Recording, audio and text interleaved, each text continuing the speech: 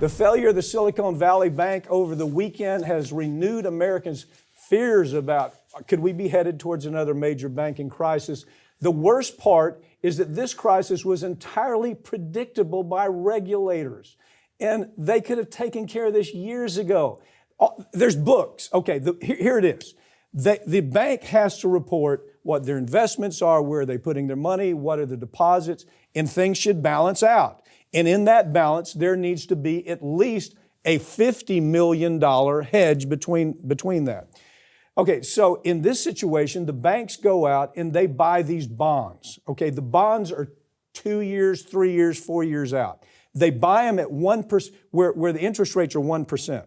Powell comes around and he's trying to help inflation, right? So he keeps raising the interest rate, 1%, 2%, 3%, 4%, 5%. And as they do, it depletes the value of the bonds. So the bank's holding on to this, not worthless, but they're worth tremendous amounts less than they were when they bought them. So somebody comes in, they say, I want my money. They got to sell the bonds and take a loss, right? Yeah, and that's exactly what happened with the Silicon Valley Bank. And unfortunately for them, it was, a third of their investors came in and said, we're worried now. We want our money. So they sell more bonds, suffer these billions in losses. I think they did lose, a third of their value overnight last week. Yeah. And it just led to this, good old Great Depression style run on the bank. And then they're out of money. Yeah. Like within a matter of 3 days, no more money at the bank. It completely folds. And as usual, the same people who caused this mess, the politicians in D.C., they came out first thing Monday and said, don't worry, we're going to give you all your money back, folks. Yeah. We've got a bailout already we ready. got taxpayers who'll be glad to take care of this screw up. Okay. Which was their screw up. Screw up. Okay. So the first thing that we hear is let's blame game. It's Trump's fault. Trump, and he did. Yeah. Trump reduced that safety net from $250 million that the Dodd legislation would have permitted to 50. Now, but what the rest of the sentence is that they don't say is that 33 Democrats voted to do that. Okay? They don't talk about that part of the story. And they don't talk about the fact that Biden's been in office for 3 years. If Trump screwed that up, why didn't he, when he controlled the House, when he controlled the Senate, why didn't they go back in and get that fixed? I mean, there's been no discussion about that. Right. I mean, we had a solid 2 years there, even though it would have been a tough sell in the Senate.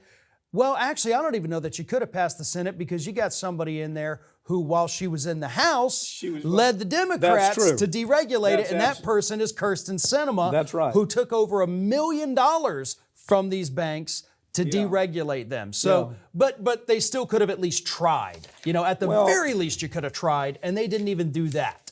Well, you could have doubled down on regulators, right? I mean, could have said, look, I don't like that this Dodd-Frank has been now watered down to where there's not a $250 million safety net there. There's only $50 million, which is the difference in what, the point being, there's a lot they could have done. Yeah. They didn't do it. Don't go blaming everybody else. There's plenty of blame to spread around here. Regulators should be fired.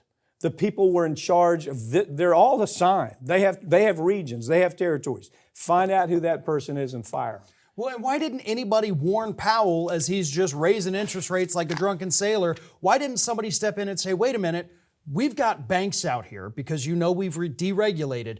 They've got these investments that are going to become worthless if you don't slow this down. Yeah. Inflation's already coming down. You can chill for a moment.